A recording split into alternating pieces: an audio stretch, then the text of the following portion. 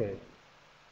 Okay, I think we're ready. Are you ready? I'm ready. I'll just introduce you That'd be great. quickly. Thank you. I'd just like to introduce Mike Kirkup from Velocity. I think you're the director of Velocity now. Is that the right title? Yeah. So he's going to tell you all about Velocity and take any questions that you might have about it and the services that the university provides to try and help entrepreneurs. So over to you, Mike, and Thank good you luck. very much. Oh, sure. Thank you. Okay. So yeah, as Dr. Carr said, I'm happy to answer any questions as we go through. Feel free to interrupt me at any point. The purpose of this is just to share information about what we do with our program and how it might be applicable, especially given what you're doing with this course. How many people have heard of Velocity? Wonderful. How many people think that it's something other than a residence? Oh, perfect. I'm doing a better job. Okay, so I'll quickly just talk about our team. We're a really tight team for the program that we run. We actually run 4 different programs, which I'm going to walk through. And it's a really small team intentionally. We actually run the Velocity program exactly as a startup. So we have a lean business model canvas. We have the concepts of how we would actually take that, the assumptions that we make, the problems that we think we need to solve, and then very quick, fast iterations on those problems to be able to move the program very, very quickly. And we did that over the last year.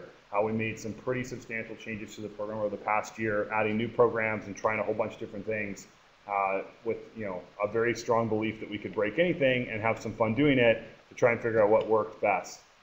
The program was started in the fall of 2008 with the Velocity residents. Then it was just called Velocity. And the intention behind that was, let's do wonderful things by sticking 70 entrepreneurial-minded people into residence, and let's see what happens. Thankfully, it worked out very well. We've now had over 700 students who have gone through the program since it's been open, and we continue to have record numbers in terms of the applications for access to the program.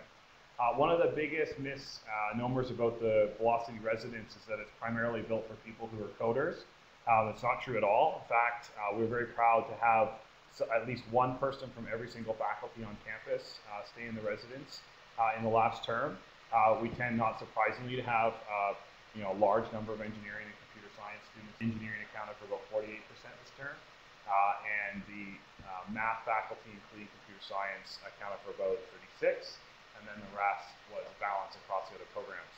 The third largest program, which might surprise some people, is actually the Arts and Business program. But we've had people from pretty much every program you can think of in there. We had some really record enrollment in the fall. So for the 70 spots, we had about 180 people apply.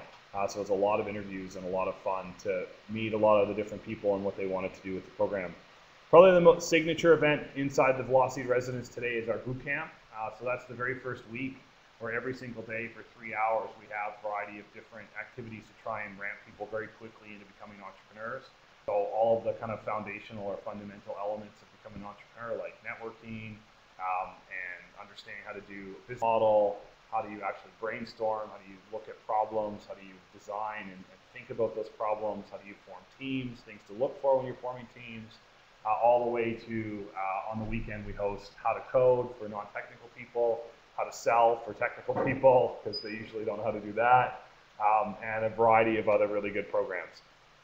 And then through the rest of the term, we have run hackathons, we have mentoring, and we have our weekly dinner. So that's where we bring a founder of an existing company in, some that are very established, and some that are not so much, to be able to share their stories of what it was like and answer questions. We find that that works the best because a founder can answer a question along the whole spectrum of a business. So if you start a business and you start going through it, you don't know what you don't know, right? It seems obvious. And the problem is that you'll ask questions now at the stage that you're at, that in 2 months you'll kind of laugh and think, I can't believe I was naive enough to ask those types of questions. And the problem is that if you bring someone in to speak about a very specific topic, like let's say, for example, on our campus event tonight, which I'll talk about, we're talking about how to do keyword optimization, how to do online advertising, how to build a launch page, how to do A/B testing. If you're not there yet, then you won't understand half of what's being taught to you. The flip side is if you are there and you've already done it, then you'll be bored to death. And so by bringing a founder in who can talk about the whole kind of journey that they've been on, they can answer questions at each of the different levels that people are at. That allows us to actually be able to scale the program across all the different people. So based off the success of the residents in the fall of 2011, we went down to the Communitech Hub and rented 1,200 square feet to be able to stick some teams in there free of charge to get them started. That ballooned to 2,000 square feet, and then in February of 2012, they made the jump to 6,500 square feet. We're now full. As you can probably see by the picture, it's pretty busy. We're at 26 teams inside our program today. And by teams, that can be companies that are as small as 1 person and as large as 12. The largest company that we have right now is Thalmic Labs. They're famous, at least in our circles, for being one of the teams that got accepted into Y Combinator, and we'll talk a little bit about Incubators and Accelerators. So the garage is entirely free of charge. It's intended to be the place where you go to work on your business full time. The requirements are actually very simple. You have to have at least 1 person in your team who's a University of Waterloo student or alumni. So that should be fairly easy for all of you. The second part is that you have to have that person has to have at least what we call a meaningful amount of equity in the company. Typically, we like to see about 20% or more. That's to get around the teams who think it's really great to get free space by offering a suckered University of Waterloo student or graduate 1% of their company to get access to our program. The next part is that you have to be working in tech. So all the companies in our space are in tech. So what we mean by that, because everybody thinks, well, I have a web page, I'm in tech. That's not true. What we mean by having a tech company is that you typically need some amount of time up front to build your product before you can actually take it to market. So we don't support service companies. If you want to do custom software development or a variety of other pieces, then you can do that out of your basement until you get enough revenue to buy an office and off you go. So what we're looking for is to essentially subsidize or de-risk the efforts in building a product and putting you around other people who are doing the same. And the litmus test for us is that if you take away the technology in the business, can the business still survive or not? So I'll use an example that I got today in one of our applications for access to space. Someone had come up with this concept where they wanted to sell jet skis, and they were selling them through their website online. Well, the reality is that even though they were selling them through their website and they thought that that was tech, that wasn't the case for us, because you could still sell jet skis without a web page. You could do it on a variety of other places. You didn't need necessarily. In contrast, Thalmic Labs, which builds a wristband. Has anybody heard of Thalmic Labs? Yeah. All right, I'll explain for everybody else. So Thalmic Labs actually has a wristband that goes on your arm that checks the electrical signal in all of your muscles, because all the muscles in your hand are connected through your forearm. And then based off that and a whole bunch of machine learning, they can actually detect when you're performing gestures in your hand. So if I was wearing their band, which I am so close to wrestling out of their hands, because they've got their prototype units coming off the line now, I would be able to actually do this presentation entirely using gestures with my hands to be able to move the slides forward, to be able to control my computer, to be able to circle things, and so on. So it's very kind of slick, kind of natural gesture and natural interaction with computers using your actual hands instead of a separate interface. So if you take away the technology from those guys, they sit on their hands and have nothing to do. And that's the difference between using tech and being a tech company. So you have to be in tech, and then we're, again, so to avoid service businesses and stuff like that, we're looking for people who ultimately would either be able to sustain themselves with cash flow or would be looking for some kind of additional outside funding, whether venture or angel or otherwise, to be able to support the business. And then the only requirement once you get in is that you're an integrated part of the community. That means that people will help you if you need help, and vice versa. If they need help, you'll offer to help them as well. It's a really important part of our community, both in the residence and in the garage, because we found through a lot of our work that the best mentors that you can possibly have as an entrepreneur is actually the person who's 6 to 12 months ahead of you. So you would think that actually it'd be better to go find some seasoned veteran with 10 or 20 or 30 years of experience in the industry, but it's actually not the case. Those people are fantastic mentors, and they can help you from a high level perspective. But the person who's 6 or 12 months ahead of you remembers all the really crappy parts about what you're going through right now, whereas the person who did it 10, 20, or 30 years ago doesn't remember that. They just remember the really good parts. And so the recent entrepreneurs, or the ones that are very close to where you are in your stage of the business, can provide some really good insights on how to avoid the things that they very much wish that they could have avoided through their same process. And that's a big part of the community. That's why we'll have teams that are as large as Thalmec at 12 and as small as one person, so that there's a varying kind of level of teams in the space to be able to support each other through those stages. Oh, I missed my stats. Right, it is 26 teams, but I have 24 on my slide. We added 2 teams over the last 2 weeks. So the next program we run is something called the Velocity Venture Fund. This was made possible by a $1 million donation from Ted Livingston, who's the founder of Kick, which is a local tech company that actually came out of the Velocity residence. And Ted felt really strongly about the program and wanting to give people an opportunity to get started. And Ted, when he started his business, his focus was the concept of building something that he would use. And so he actually started out by trying to build a music sharing app. That was something he was really into, and that was the problem he wanted to solve. And he figured even if he spent all his time and effort building it and no one else liked it, at least he would. And so it seemed like it was worth it to him. He got far enough along that he actually won the Velocity Venture Fund, or it wasn't called Venture Fund back then, it was just called Demo Day. And he won $1,000, and that was enough kind of to catapult him to say, you know, I'm going to do this more seriously. And he ended up dropping out of school and chasing the business. And his grandpa gave him $25,000 to start the company. And so Ted said when he donated the money back to the university, I'd like to create a way to give companies $25,000 because that's the money that I needed to get their business off the ground. And so we give out $100,000 every term. So we award $25,000 grants to 4 teams as part of our Velocity Venture Fund program. And that now happens at the end of every term. It always used to happen at the start, but we made a change this term, which I can go into if you really want to know the reasons, to have it at the end of the term. So it happens on March 26th, and here's the kind of some of the details for you. So if you're interested, you have to be able to apply by March 3rd, by midnight. What you need to be able to focus on in that application is you want to focus on your problem. So we always want to start with a problem. You don't have an idea. You have a problem that you're trying to solve, and then you have a way to solve that problem. So focus on the problem and then the solution. Outline your market success or the market opportunity, and then your traction inside of it, and then spend a lot of time talking about your team. Because we're at fairly early stages, it's highly unlikely your business that you write down on this piece of paper or on the form will look anything like that in 6 or 12 months from now. And so you need to have a team that's both kind of flexible and one that you can work through difficult times with. That's a very big part of the program that we look for this one. Past winners include several awesome companies. Probably the most famous is BufferBox.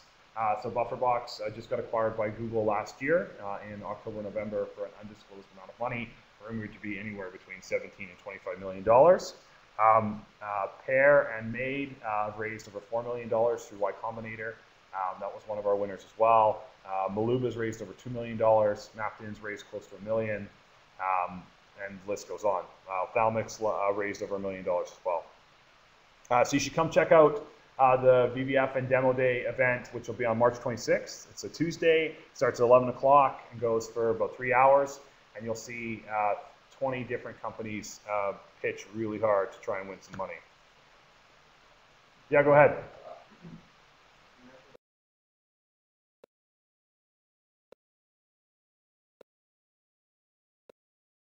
Yeah. Nothing.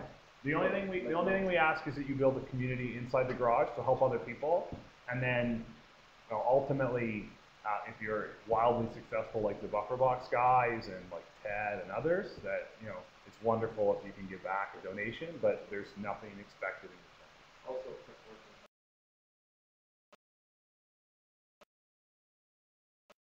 yeah. So yeah, it's up to us. So the process that we use is that we meet with all the teams on a monthly basis, and then we actually have like paid for mentors as part of the program as well.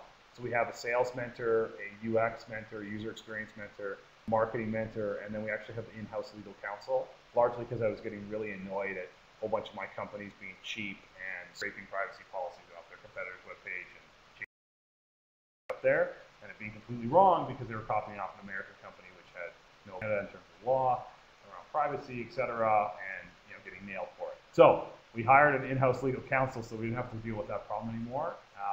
So those mentors are there to help, and they actually meet with a lot of the teams as well. That's all proactive, so you kind of say, I want to meet with the marketing mentor this week, and then we get reports. And then I meet with each of the teams on a monthly basis to make sure that people are making what we call forward progress. So if you're moving your business forward, then you'll stay. If you're not, then it's usually pretty apparent to both of us that it's no longer working.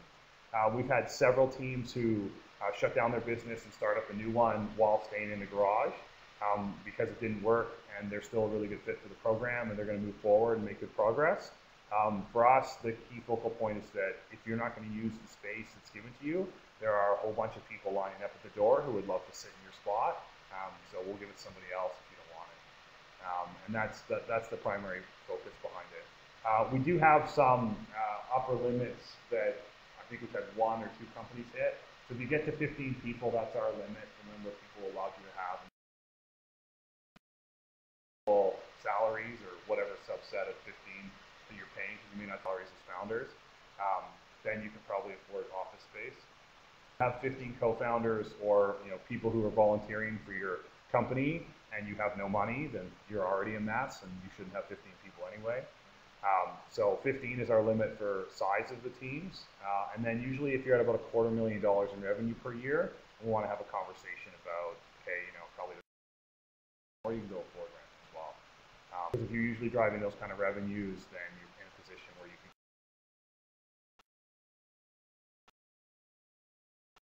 More questions? Has anybody been down to the garage? We're happy to arrange tours anytime. Okay, so the Velocity Campus program was something we launched in September. The idea was that we were getting a lot of feedback that people wanted access to the content that we provided during our bootcamp event in residence. And so what we did is that we took all the content in bootcamp and we actually spread it out over an entire term. It's open to anybody in any faculty for any type of startup. It doesn't have to be tech at all. In fact, last week I was helping someone who's building a 3D printer business. So they plan on being able to sell parts back to people in their mechanical engineering program. So could be any type of business at all. We're happy to help review it, help you build up the skills to be able to run that business. We run our workshops every Wednesday night at 7:30. They're over in EV3 on the 4th floor. We have free pizza and great speakers. Tonight, as I said, we're doing a workshop on essentially how to get interest and an understanding of whether or not there's demand for your product or service using the web instead of doing it physically. So last week was how to do that using cold calling and sales tactics and those types of things. And this week, it's all about how to use the internet. So how to use like Google AdWords, how to put up a launch page, how to drive traffic, how to test that traffic, and so on. And then at the start of every term, we always have kind of a kickoff or a signature event. So at the start of this term, we had Mike McCauley from Bufferbox get up and talk about what it was like to go from his 4th-year design project to being acquired by Google in 18 months. So some of our success stories, we've created 39 companies now, and a number of companies who have graduated from our garage program is 11. We consider someone as a graduate when they successfully graduate, so that means they were either graduated because they got funding, graduated because they became too large for our program, or because they were acquired. We've had 3 acquisitions so far since I've been running the program, but Bufferbox is certainly the largest. Number of students who have been through our program as a whole is well over 1,000. I think we're probably close to 1,500 at this point. And the Velocity Campus is a big portion of that number, and it's a really important part of our program to continue to spread entrepreneurship across campus. Amount of funding our current companies have raised, those are the ones that are sitting in the garage right now, is just over $2.5 million.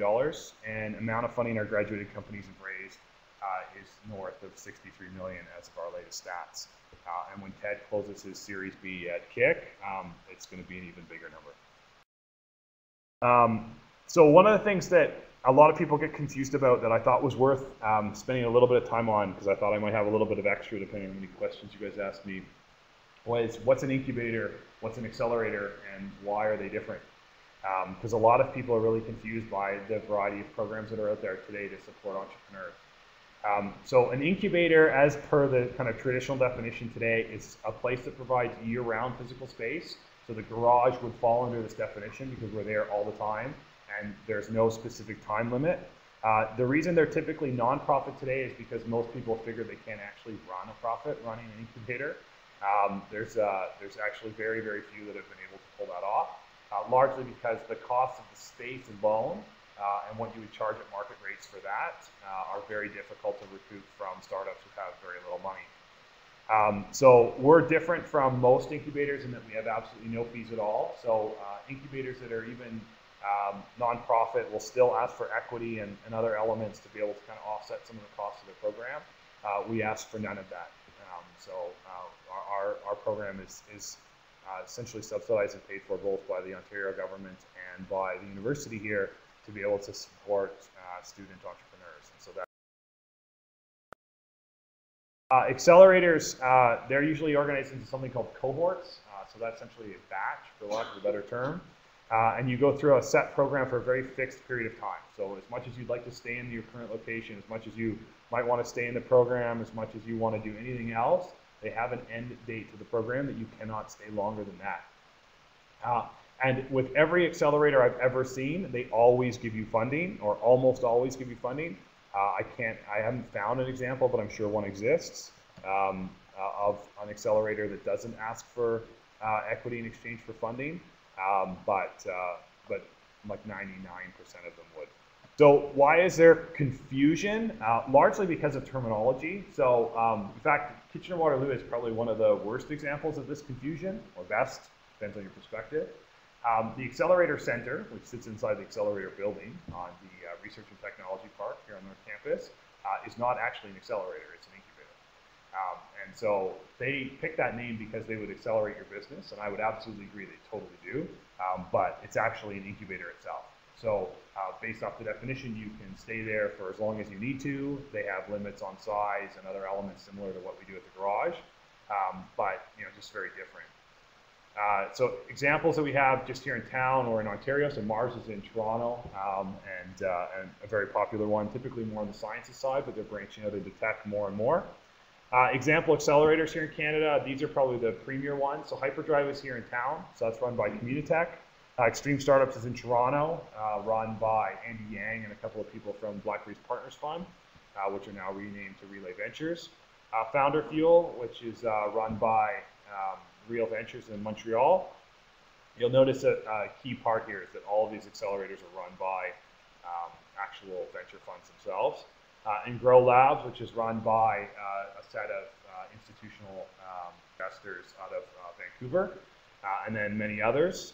Undoubtedly, the most famous accelerator in the world today is Y Combinator. They've probably put out 400 plus companies at least in the 8 or so years of their program. We've been very fortunate. It's kind of like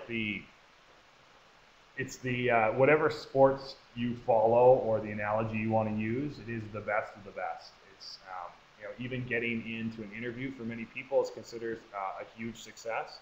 On average, they get somewhere around 4,000 applications every single cohort. They run 2 cohorts per year, and they interview 265 people.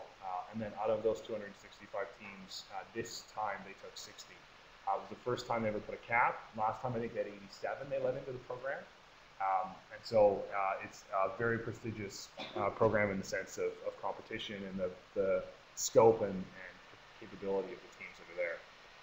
Techstars is probably the other famous American accelerator that actually started in Boulder, Colorado. So Brad Feld, who's going to be here at the middle of February 28th, he'll be here. Brad Feld started that along with a guy by the name of Cohen is his last name. They started that in Boulder, Colorado. Boulder actually has one of the best entrepreneurial communities in the United States right now, even though everybody talks about Silicon Valley. And one of the things that sets Boulder apart is that people will bend over backwards to help people, and that the community is almost entirely led by the actual entrepreneurs in that community. So it's for startups as well that we're trying really hard to replicate here in Waterloo. So Techstars then branched out to Seattle. They branched out to New York. They've got one, I think, even in Israel. So they've kind of branched out with kind of sisters models across a variety of different cities.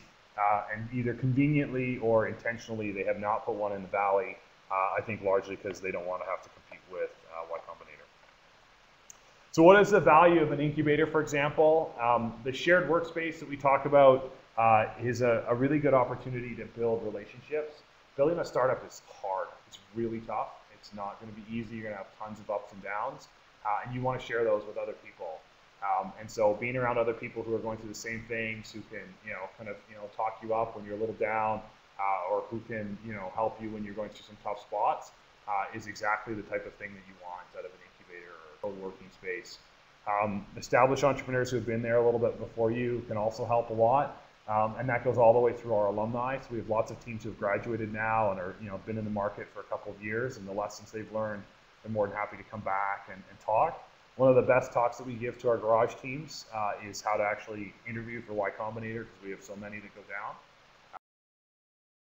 From our program, go down and interview in the last round, and they actually sit down. All the people who have been through YC before will sit down and actually walk you through a program interview, how it works, how to optimize that, how to make sure that you maximize your chances.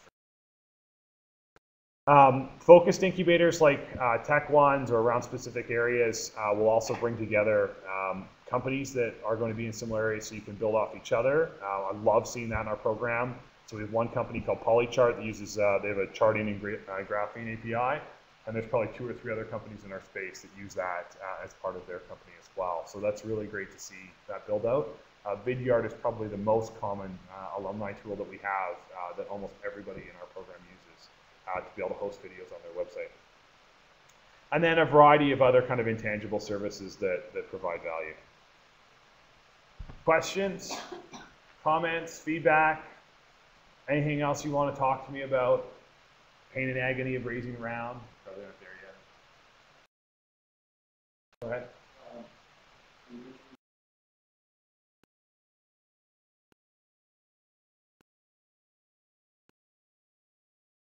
Yeah, so you don't have to be an actual company. We'll walk you through the process of registering your business or creating a corporation or those types of things.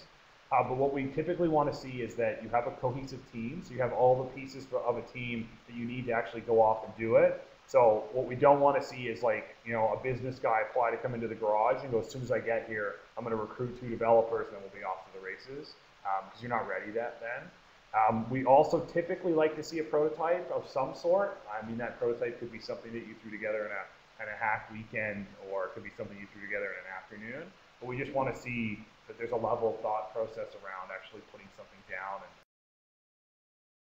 And then for the rest, it's all just the viability of the idea from our perspective, right? So if you've actually thought through the model, if you understand your target market, if you understand what the market size is and so on. We interviewed 6 companies this month. We do interviews once a month. We interviewed 6 companies this month, and we let 2 in. And the other 4 were ill-conceived. It's probably the nicest way to put it. How many people here are familiar with a company called Webvan? Has anybody heard of Webvan? You guys talk about that in this course?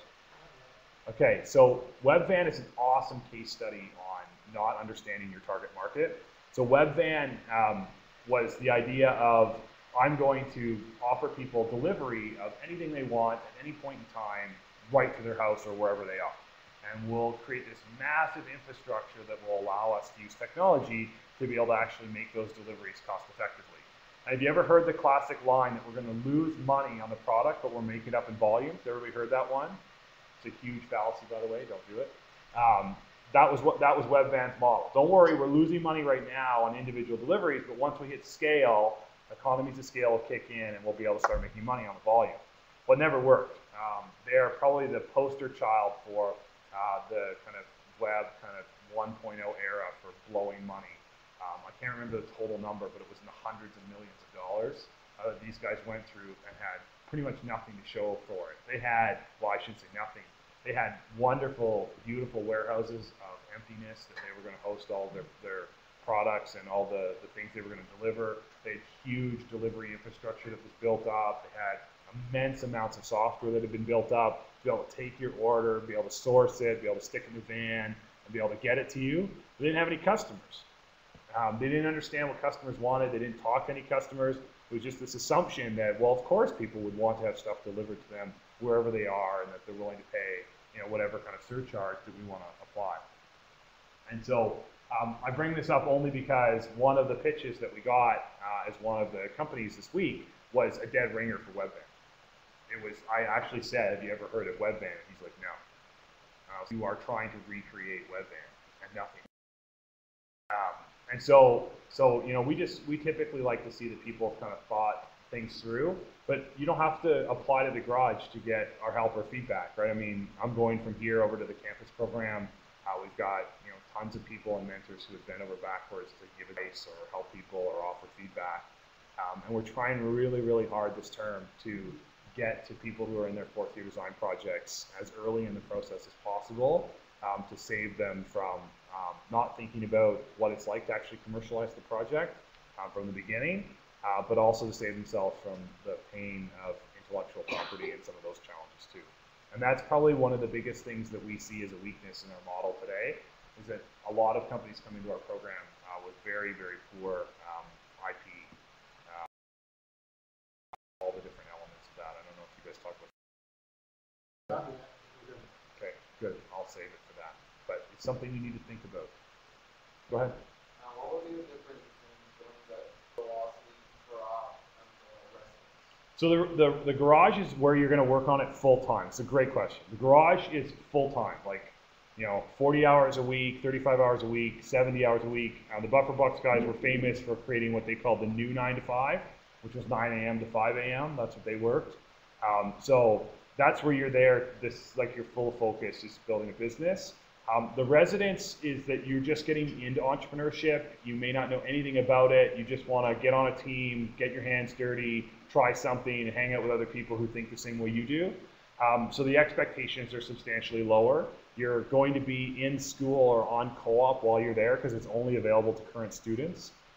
And so we have, that's why we run it as such a hard program at the start of the term during boot camp, because we understand that after that you got to catch up on assignments, you got to do your midterms, you got to, like, you know, all that kind of stuff. So we actually see this kind of weird shape in the activity patterns for the residents. So with this huge ramp right at the start, and then this high intensity kind of activity level for the first 2 weeks of the program, and then everybody does this kind of like, oh shit moment where they're like, oh, I have all this homework to do, and they kind of like drop off the business and they play this huge catch-up game. And then we don't see them kind of at the lowest kind of level is when they're in midterms and it's kind of crazy. So we actually don't run any programming in our residence this week because it's, for most engineers, they consider it hell week. Because they'll have most of their midterm stacked this week. And so we don't run any program at all. And then we'll see kind of this like wave of people get re-engaged after midterms. And then they'll do that for probably like 2 or 3 weeks. And it's like, oh, we have finals, and then they kind of drop off.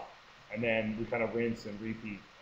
And what we hope for is that, you know, 2 or 3 of the companies that are quite good, they'll pop out and come down to the garage or whatever and kind of follow working on the business more kind of full time once they decide that it's something that's viable and that they're passionate about. So yeah, that's the biggest difference.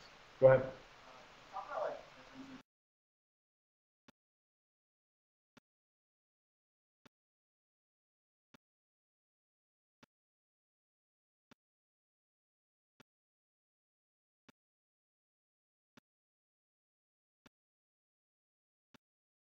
Yeah, so the good news now is that if you'd asked me that question 5 years ago, I would have said that building a hardware company is really, really difficult because you have physical costs associated, not just labor, but actual physical costs to build the hardware, to buy the components, all those pieces. To do that 5 years ago would have been really difficult because to test the market on whether there's demand for your product, you almost always have to build it. In the case of hardware, it's like, yeah, I'd love something that opens my garage door. How about you actually build it, and then I'll tell you if I'll buy it, right? And that's really difficult to do when you had to do all that up front. Now what's happening with Kickstarter and Indiegogo and a lot of the crowdsourcing platforms is that you can take a lot of that risk off the table up front. So Pebble, which actually was a company that went through our residence program as well, they sold over $10 million of their watches on Kickstarter in March of last year, which is insane if you think about it, right? I mean, they went from nothing, like couldn't raise literally $1, like they're almost ready to give up. Eric says that they shopped it around the Sand Hill Road and all the venture capitalists down in Silicon Valley for months, and no one would bite on this concept of building this kind of crazy watch, right? And so they're ready to give up, and they said, "Oh, we'll just try Kickstarter and we'll see what happens." Now, in Eric Mijakovsky parlance, try Kickstarter and see what happens, means 6 months of intense focus on reviewing every single successful Kickstarter campaign that have ever been run to date, and all of the really bad ones as well, and absolutely optimizing exactly how his would run so that it picked up all the elements of what a successful Kickstarter campaign was at that time. So that's his try. Just not to make it sound like they just threw it on there. We'll see what happens. But from that, they went from essentially being worth nothing because they couldn't raise any money at all and they were about to go bankrupt to being worth probably about $100 million. So you think about the ability to take all that risk off the table. Now they've got money in the bank to buy all the components, to establish deals with their suppliers, to be able to build out their development team and so on. It's now created a lot of new opportunities for hardware companies. And in fact, many in the industry are considering it a renaissance for hardware companies. Also because with prototyping tools like 3D printers and other things coming in, you can build a prototype for what it's going to do or what it's going to look like fairly cheaply and easily to be able to test whether or not there's validity in it and then keep going. The good news is it's getting better. The bad news is there's still a difference. Software companies today, other than having to buy a laptop and maybe some tools if the platform forces you to buy tools, the only thing you're missing out on is you need food and right? If we look at the difference between Thalmic, now they're 12 people, but I'd say they probably take up 3 times the space of any team we have in our program today.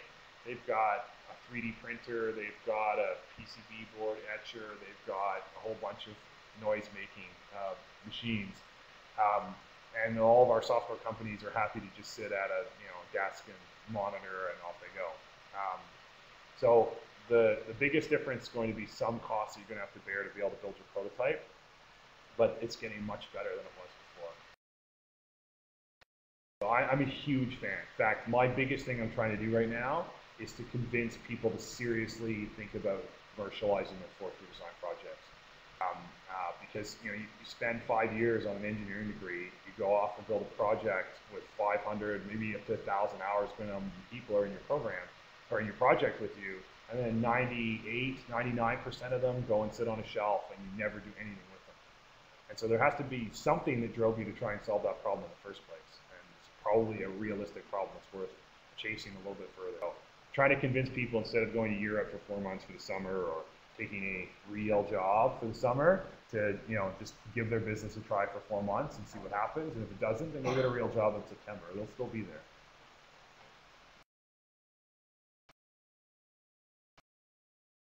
More questions?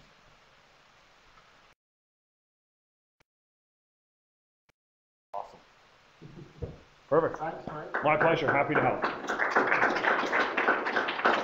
If you're interested in any of our programs or want feedback on your ideas or any of those types of things, all of our contact information is on our webpage. Just go to velocity.uwaterloo.ca, and we're happy to answer anybody's questions or help out. Thanks Thank for you. coming. My pleasure. Appreciate it. Thank you for having me.